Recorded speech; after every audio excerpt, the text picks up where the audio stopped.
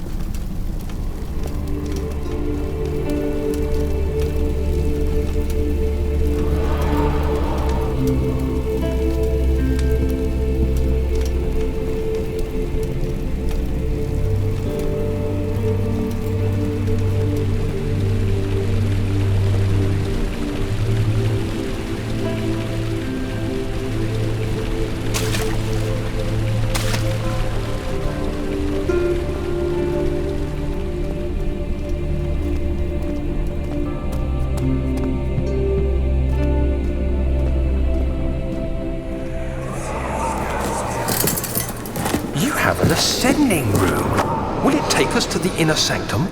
It will definitely take care of the vertical part of our journey. So, you have ridden an elevator before? Yes, the Colosseum at Regent's Park has one. It takes you to the gallery where you can view the panorama. Good. This ride might be a little longer, and in the other direction.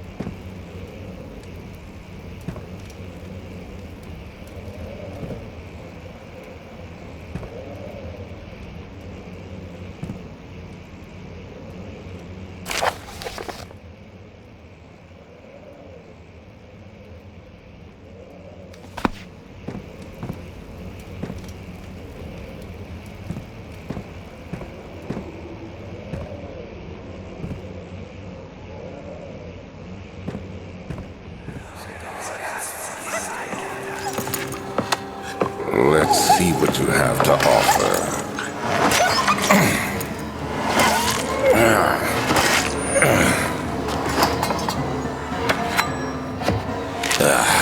What a mess. I should have sharpened the saw, but I can sense it. It's definitely there.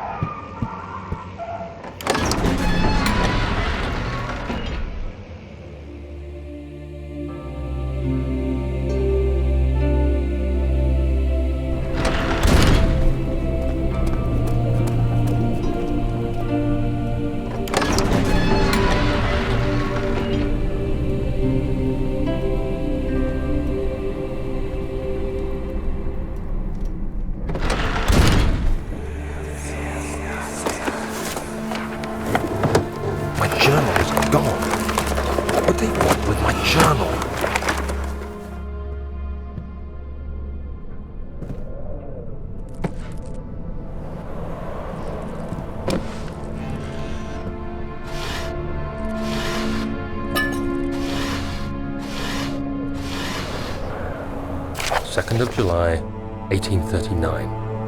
I received a letter today from the Algerian governor's office disclosing the fate of Herbert's expedition. About a week after my departure, Abdullah, one of the men traveling with us, returned from the desert. He was badly injured, as if maimed by a lion.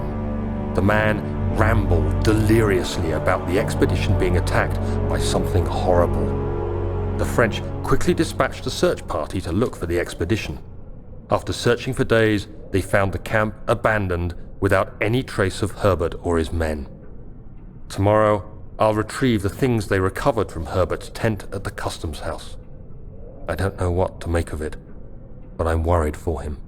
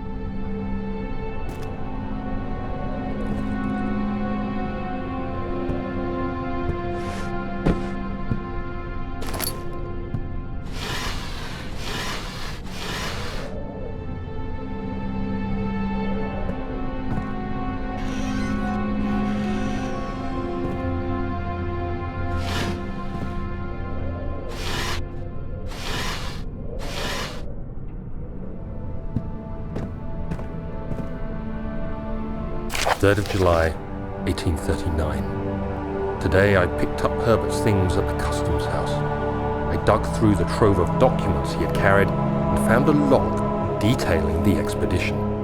The nature of this text ranged from quick notes to colourful accounts of transpired events. I skimmed the pages, trying to figure out what might have happened. May 17th, the day I was trapped inside the orb chamber, Herbert dryly states, "Recovered Daniel after 1 hour of entrapment." This confused me greatly. I was suffocating within minutes. How could I have lasted an hour? I continued reading the peculiar text. Herbert states his facts without judgment or passion, but suddenly I could read frustration into his text. He pushed his men to investigate the underground tomb, an effort which seems to have strained the minds of his men. Madness spread through the ranks, and Herbert had to take some extreme measures to continue. He finally visits the chamber himself, where he retrieves the orb to the surface. His account confuses me greatly. If he has the orb, what are those pieces in my drawing room?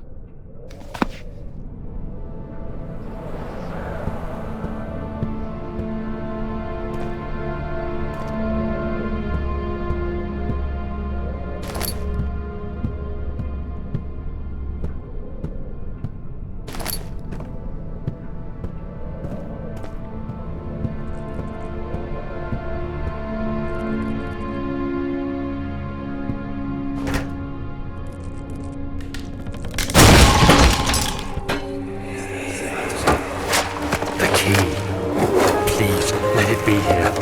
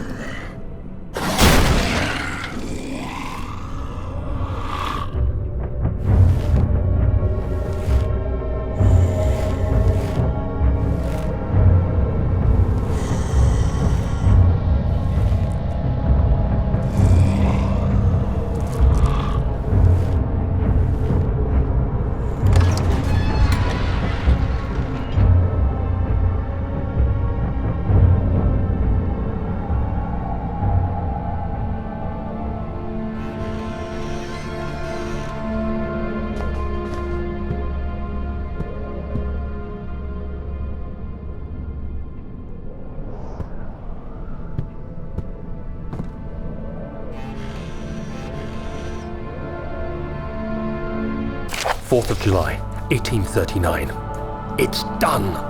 The orb is assembled. I was awakened by an exhausting nightmare. Shaking and sweating, I retired to the drawing room with a cup of tea. The relic pieces lay spread across the table as I'd left them, but somehow I knew how it was supposed to be. I fetched the tar, which I had prepared to fix the pieces together, and without fault I joined them, producing the orb I remembered so clearly. The tar proved unnecessary. It was pushed out from the joining pieces as they merged on their own, with no adhesive. The ancient stone relic now rests on my table. Its immaculate surface and perfect shape could have been molded by a factory. This is all too strange.